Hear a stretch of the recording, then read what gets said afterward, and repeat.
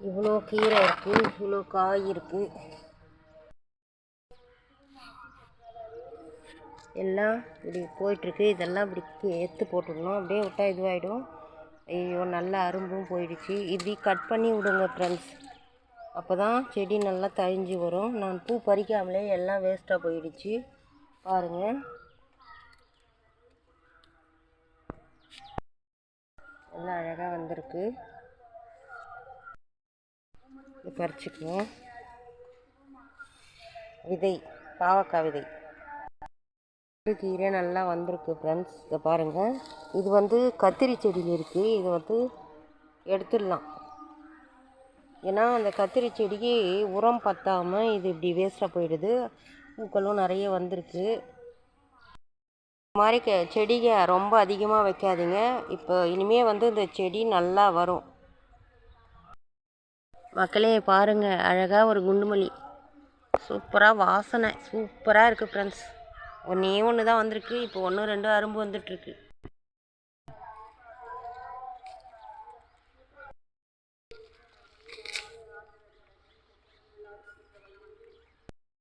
சிகப்பு பொன்னாங்கண்ணி பாருங்கள் ஃப்ரெண்ட்ஸ், எவ்வளோ இருக்குது. இது பறிக்க வரும். இவ்வளோ கீரை இருந்தது.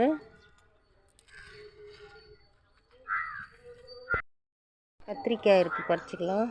இது ஒன்று தான் கொஞ்சம் பழுக்காமல் இருக்குது ஃப்ரெண்ட்ஸ். எல்லாம் வேஸ்ட்டாக போயிடுச்சு பாருங்கள்.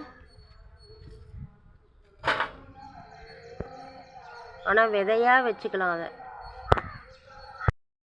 இது கீழே விழுந்த கீரை. இது பூன்னு நினச்சேன். இது ஒரு செடி கீழே இருக்குது, அப்படியே பூ பூத்துருக்கு. இது குப்பை கீரை. எல்லா கீரையும் இருக்கும். புதினாவை பறிச்சுக்குவோம். புதினா பாருங்கள், அப்படியே கொத்தாக வந்துடுச்சு. இது எடுத்துகிட்டு போய் கீழே நட்டுக்கலாம். இது சின்ன ஒரு கொஞ்சமாக எடுத்து வச்சாவே வந்துடும். இவ்வளோ இருக்குது.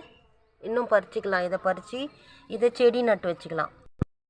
இந்த பூக்கள் எல்லாம் பறிச்சுக்குவோம். எல்லா பூக்களையும் பறிப்போம். கீரை பறிச்சிக்கலாம்.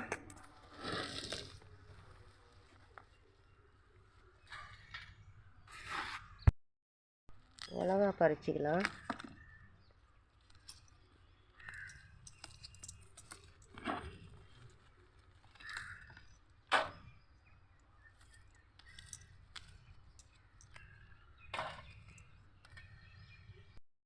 கத்திரிக்காய் இருக்குது, நல்ல கத்திரிக்காய். இதுதான் ஒன்று தான்.